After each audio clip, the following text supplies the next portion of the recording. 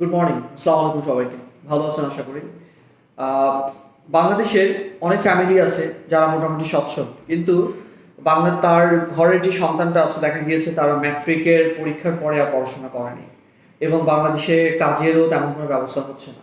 So সেই পরিবারের ছেলেদেরকে কথা বলি, যদি তাদের প্যারেন্টসের মিনিমাম আর্থিক ক্যাপাবিলিটি অ্যাটলিস্ট 8 থেকে 10 লাখ টাকার মতো থাকে, ইজিলি তারা 3 বছরের ডিপ্লোমা কোর্সে ইউএই স্টাডি পারমিটে যেতে পারছে।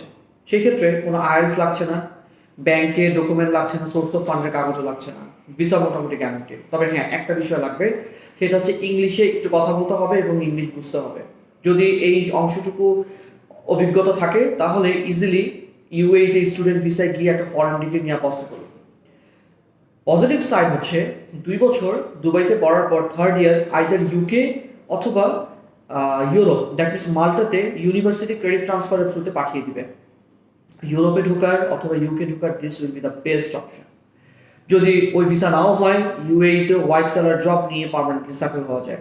পরবর্তীতে মাস্টার্স প্রোগ্রাম অথবা ব্যাচেলর প্রোগ্রামের জন্য আবার ইউরোপ অথবা ইউএসএ বা ইউকেতে ইউএই থাকা অবস্থায় অ্যাপ্লাই করা যায়।